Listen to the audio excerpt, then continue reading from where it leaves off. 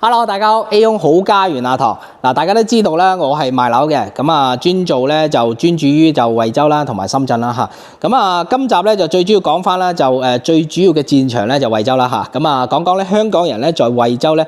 退休一個城市嘅呢個優勢啦嚇，咁啊搜集到資料咧，同大家咧花個10零分鐘咧就深層去講解翻香港人退休呢一個惠州究竟呢個城市有咩魅力咧？有咩優勢咧？咁啊，同大家講講啦嚇。咁啊，香港人退休咧喺香港嚟講咧，就個生活嘅壓力係比較大啲嘅，需要個資金係會多啲嘅嚇。咁啊，即係大家都想咧退休咧係想換個環境啦，大嘅環境啦，換間大樓啦嚇，生活嘅節奏咧就稍為比較慢啦。即係意思講就想住大屋，想嘆呢個慢嘅生活，個成本嘅衣食住行啊可以減翻輕少少嚇。咁啊，今日咧呢條片咧就最主要係講透呢一個惠州，香港人在惠州咧退休嘅呢一個衣食啊、衣食住行啊、醫療啊、生活成本啊咁樣同大家講講啦嚇。咁啊，即係講翻呢個惠州究竟適唔適合香港人退休咧？係咪一個完美嘅選擇咧嚇？咁啊，以下咧就從呢一個城市嘅優勢啦、交通配套啦嚇、生活嘅成本咧、醫療啦各方面咁樣嚇，咁啊再深層咁樣去講講咧，香港人咧真實嘅喺惠州退休生活究竟理唔理想咧？係咪一個好嘅選擇咁樣啦嚇？咁啊，第一個咧就係城市核心嘅呢個優勢啦嚇。咁啊，惠州嚟講就山水麗城啦，特別宜居啦嚇。咁啊，同埋特別包容嘅嚇。咁啊，一個包容嘅城市啦。咁啊，好多我哋嘅業主咧就睇到好多網上嘅評論咧，都話住喺惠州嚟講係有個係比較包容，有啲歸屬感咁樣啦嚇。第一個咧講翻惠州嘅天氣啦嚇，氣候嚟講咧就同香港差唔多嚇。咁啊，即係個氣候咧就平均嚇，氣温嚟講咧就22度啦嚇。咁啊，冬天嚟講都唔會太凍啦嚇，唔會超過8到10度咁樣左右啦嚇。咁啊，夏天嚟講亦都唔會太熱啦嚇。咁啊，空氣質素咧每年都係攞獎嘅喺全國嚇。咁啊，全年都係上優良咧，可以咁講啦嚇。咁啊，對於呢個即係退休啦，大家長者咧呼吸系統啊，係嘛，嗰啲關節痛啊，個長者嚟講係特別友好啦嚇。真正嚟講可以講係惠州山水麗城咧，就個空氣質素、個環境質素係真係 OK 嘅嚇。咁啊，粵語嘅文化，咁啊第一講講啦嚇。咁啊，好多人咧擔心咧，即係翻嚟咧就好多人唔識講廣東話係嘛。咁啊，你話即係我哋好多業主啊，各方面啊，就翻嚟即係體驗又好，度假又好，買咗樓喺呢度增值長住又好，反映翻咧，其實你去到超市啊、市場啊、醫院啊，全部嗰啲服務員啊同埋嗰啲咧工作人員咧，全部都係識講廣東話去同你交流嘅嚇。咁啊住落咗之後咧，你譬如話啲鄰居啊各方面啊，其實客家人居多啦，同埋啲潮汕人啊潮州人嗰啲嚇。咁所以講咧，大家都係可以好好嘅相處咯。大家廣東話即係大家老友記啦嚇，講啲廣東話咧，完全都係可以交流嘅嚇。咁啊，惠州嚟講咧，相對應咧就節奏就比較慢啲啦嚇，壓力咧就可以講減半啦，唔可以講清零啦嚇。咁啊，同香港嚟講咧，就即係好大嘅一個差異咯，係嘛？香港人嚟香港即係大家都即係去到每個地方都好多人肩挨住肩。咁啊，惠州咧馬路咧就比較闊啲嘅，揸車就比較舒服啲嚇，人流咧就比較即係比較疏少少咯，唔會話真係好密咯嚇。咁啊，每日咧即係大家咧就落公園啊，譬如話去啲街市行下，去啲超市行下，真係咧好舒服嘅嚇，唔會話咧就睇人頭數人頭嗰隻啦嚇。真正真係咧，你退休咧真係想要輕鬆啲嘅，想要嘆生活嘅。其實係揀翻一個咧就二線城市，我覺得係比較適合啦，因為一線城市咧佢始終都係人多嚇。咁啊，第四個咧就係港人嚟講咧就好多人都會揀惠州嘅大亞灣同惠陽咯，係嘛？咁啊呢兩個區咧就無非就係有地鐵啦，可以直達啦，係嘛？咁啊所以講咧就好多人考慮到交通嚟講咧，首先會優選呢一個大亞灣同惠陽咯。惠城都多人揀嘅，因為惠城嗰度咧就衣食住行啊，同埋配套啊，嗰啲特色嘅小食啊，舌尖上嘅味道啊，嗰啲係比較多啲嘅嚇。咁啊所以講咧呢三個地方大亞灣、惠陽同惠城咧係比較多香港人聚集嘅地方、居住嘅地方、首選嘅地方咁樣啦嚇。咁啊第二個咧就分析翻啦交通嘅優勢啦，往返香港係比較方便啲嚇。咁啊第一個咧都係高鐵啦嚇。咁啊香港西九龍嘅高鐵站大家都知啦嚇。咁啊惠州有9個高鐵站咁啊9個高鐵站咧就個個都係1個鐘嘅啫咁啊1個鐘嘅車程咁啊費用咧就93蚊至到140幾蚊啦，睇你一等票還是二等票咁樣啦，商務票都唔同嘅咁啊每日咧都去到有如果你話1個高鐵站按照15班嚟計咧，9個高鐵站其實個班次都幾誇張下嘅。咁啊有好多嘅高鐵站已經係開通咗呢一個直達啦，譬如話惠州北啊、惠州南啊、惠陽站啊、惠東南站啊，都係已經開通咗噶啦。咁所以講就個時間會快好多啦，唔使換嚟換去啦，換乘就比較麻煩嘅。咁所以講咧就惠州9個高鐵站啦，無論係住邊區都係好方便啦。譬如話你住喺惠陽嘅林森片區嘅，你可以即係揀翻惠陽嘅樓盤啦，又或者靠近呢一個深圳邊界，可以用到深圳坪山站嘅高鐵站咁樣啦咁啊班次亦都非常之多嘅咁啊最主要都係高鐵站多啦，所以就班次亦都會多，因為咧佢去到其他城市咧，首先要穿過惠州噶嘛，咁所以講咧就惠州嘅高鐵站會好多同埋咧真係咧佢真係要首先到咗惠州先至到其他城市嘅咁啊跨境巴士啦咁啊跨境巴士咧就惠州嚟講咧就惠城區會比較多啲嘅惠陽大亞灣就要去到汽車站嗰邊坐啦咁啊跨境巴士咧就去到好多香港嘅地方啦咁啊呢個都好多嘅。咁啊惠城區嗰度咧就金聯酒店啦、康帝酒店啦，就埋平潭機場啦，係嘛西湖啦嗰邊會多啲嘅咁啊市內嘅交通咧就係平靚正，又平又快又便利咁啊市內交通最主要都係公交巴士啦，係咪？公交巴士如果你話辦咗惠州嘅長者卡咧，你就係免費坐全市嘅呢個公交巴士啦。咁啊日後咧仲有地鐵咁啊大家可以睇翻我之前拍嘅片啦。咁啊辦理呢個惠州嘅長者服務卡咧，亦都十分之方便手續亦都非常之簡單咁啊網約車咧都係700蚊起步啦。咁啊市內出行咧，其實你去到幾公里10公里嘅地方，其實都係20-30蚊左右嘅咁啊其實好多社區咧，好多屋苑咧已經係開通咗專屬嘅樓巴啦，到呢一個地鐵站啊，到呢一個深圳嘅口岸啊，都係好多嘅咁啊譬如話星河單提啊、陸雲溪谷啊、太豐木馬湖啊嗰啲全部都開通晒㗎啦。咁啊過到去蓮塘口岸咧，你就可以經口岸翻香港，係十分之方便嘅咁啊好多屋苑啊社區已經開通咗。咁啊好多啲巴士咧，佢係會去到咧就嗰啲大商城啊。就唔係話齋嗰個樓盤先至可以用到嘅咁啊如果唔係業主咧，都係可以坐到嘅。咁啊如果你喺大亞灣惠陽生活咧，其實都係可以用到呢幾個樓盤嘅呢種樓巴啦，直接去到咧深圳口岸咧，亦都係十分之方便嘅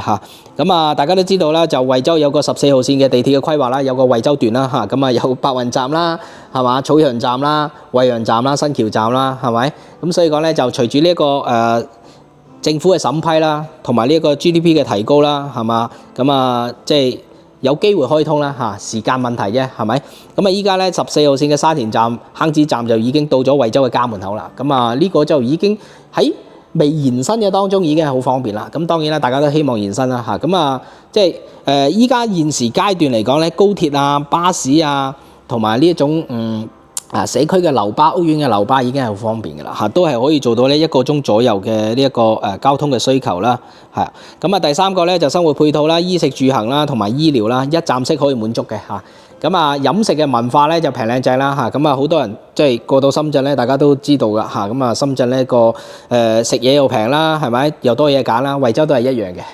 都係一樣嘅。咁啊惠州咧好多嘅港式嘅茶樓啦飲早茶其實係唔輸香港嘅。咁啊有好多都係啲手工嘅，就唔係話嗰啲預製品、預製菜嗰啲咯咁啊價錢嚟講咧就僅係香港嘅1/3啦，可以咁講啦咁啊好多啲客家菜啊、各方面啊嗰啲地道嘅餐館啊，其實你話食一餐飯，一個人平均都係20蚊、30蚊左右兩夫妻都係50-60蚊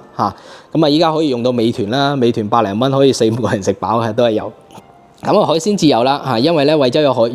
呢個惠州嘅澳頭啦，有惠東啦，咁所以講咧好多地方靠海嘅218平方公好218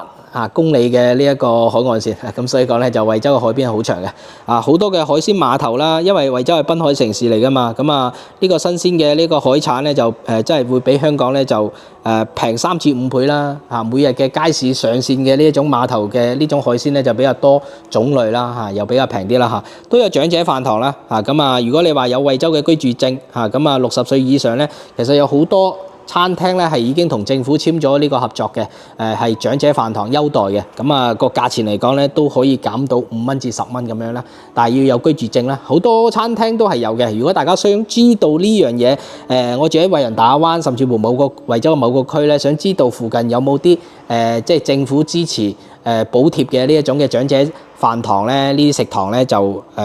可以揾我攞個列表啦，都冇問題嘅嚇。咁啊，第二個就購物啦，應有盡有啦。咁啊，惠州咧大家知啦，有沃爾瑪、天虹啊、山姆啊、大潤發呢啲全部都係齊晒㗎啦嚇。每一個區都係幾乎都係有沃爾瑪、有天虹嘅嚇。咁啊，大商城嚟講係比較多嘅嚇，惠州嚇。咁啊，下次咧睇下有冇機會咧，我可以全部一次性拍晒佢啦嚇。本地嘅呢啲蔬菜啊，各方面啊，惠州係全部都贏嘅嚇。咁啊，即係香港嗰啲咧冰鮮啊、冰凍啊，同埋啲蔬菜又貴啊咁樣嚇，惠州係唔會出現呢個問題啦。咁所以講就蔬菜好平啦，2-3蚊斤啦，有啲幾毫子啦，係咪？啲肉咧全部都係新鮮嘅，就唔係凍肉嚟嘅嚇。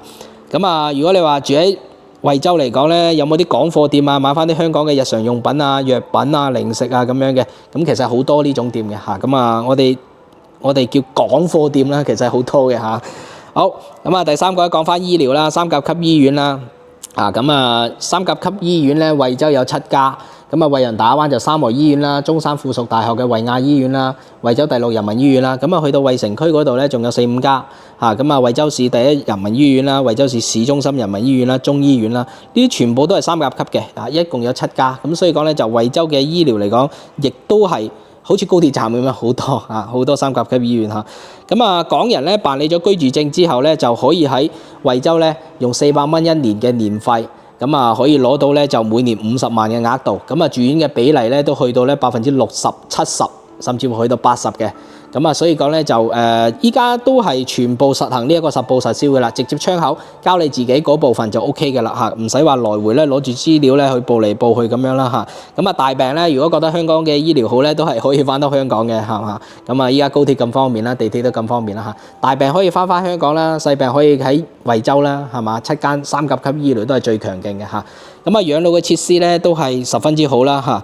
咁啊有好多嘅頤養院啊、老人院啊、照料中心啊呢種咧係做得好好嘅啦嚇。咁啊惠州咧其實就好多嘅頤養院、老人院咧，睇下有冇機會都可以拍俾大家睇翻嚇。呢個咧就惠州咧其實比較少人拍，但係咧就我可以搜集資料咧，去到咧現場就拍俾大家睇翻真實嘅情況啦，係嘛？咁啊第4個咧就生活成本啦，香港嘅1/3、1/5啦嚇。咁啊退休金嚟講咧係比較值嘅，即係比較襟使咁樣嚇。咁啊房價係最大嘅優勢啦嚇，房價最大嘅優勢。咁啊即係香港嘅價錢大家都知道啦，係嘛？50平方都去到700萬至到800萬啦。咁啊單價嚟講都去到20萬左右啦嚇，最平都15-16萬1平方嚇。咁啊惠州嚟講咧，你話5000、6000、7000、8000、9000、1萬任你揀係嘛？咁啊睇翻你邊一區啦嚇，價錢相對應都唔同，1分錢1分貨嚇。咁啊對比香港嚟講咧，惠州嚟講就真係可以用好細嘅銀碼可以住到大平層，甚至乎別墅啦，有花園啦，有好大嘅露台啦，可以住得舒服啲啦，係咪？咁啊租房嚟講咧，我都拍咗幾集關於租房嘅嚇，咁啊呢度咧就唔詳細講啦嚇。咁啊第5個咧就港人嘅專屬嘅福利啦政策嚇，惠州市政府嘅政策咧對於港人嚟講亦都非常之友好嚇。咁啊定居嚟講咧都係好多政策咧針對香港人嘅嚇。咁啊購房嘅政策咧亦都係鬆咗啦係嘛，以前只可以買一套，依家可以多套係嘛，貸款可以做2套咁啊所以講咧就一視同仁咯。同內地人係一模一樣咯，係嘛？居住證嚟講咧，就你租樓啊，同埋買樓都係可以辦到嘅嚇。咁啊，針對於呢啲題材嘅類型咧，我都拍咗好多片㗎啦嚇。相信一路跟我哋頻道嘅都係有睇到呢種辦理居住證啊，同埋租樓可唔可以辦到居住證啊，甚至乎帶啲業主咧實體線下去辦咧，我哋都做到嘅嚇。咁所以講咧，大家有跟我哋嘅片就睇到啦嚇。好，今日總結嚟講咧，就香港人咧就喺內地退休咧，簡單啲嚟講咧，就真係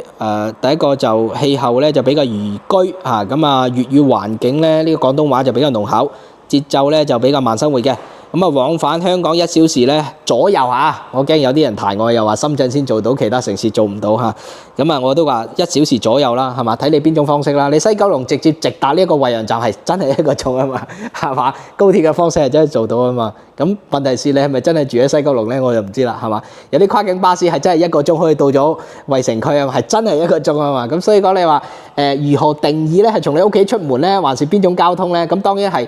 深圳陸地相連咧，過咗個關。咁當然係1個鐘啦，咁甚至乎唔使1個鐘啦。咁所以講咧，其他城市譬如珠海啊、中山、惠州啊，用高鐵啊、用跨境巴士啊，其實真係1個鐘噶嘛，係嘛？咁啊，即係睇翻你邊度出發咯，同埋到咗嗰度個位置要轉車翻屋企，咁你嗰個時間加埋梗係唔止啦，係咪？咁啊，所以講咧就時間嚟講1個鐘左右啊，咁啊出行都非常之方便嘅，衣食住行啊、醫療啊、配套啊、生活配套啊、長者嘅福利啊就比較完善啦。咁啊，生活成本咧就1/3啦、1/5啦嚇。咁啊，如果你話退休金攞住嗰啲咧長者津貼啊、廣東計劃嗰啲啊、生果金嗰啲咧過到嚟使咧係真係好好用嚇。咁啊，即係由香港如果有層物業咧，可以租俾人哋攞個萬幾2萬蚊翻嚟使咧，亦都係一個好好嘅選擇嚇。咁啊，所以講咧就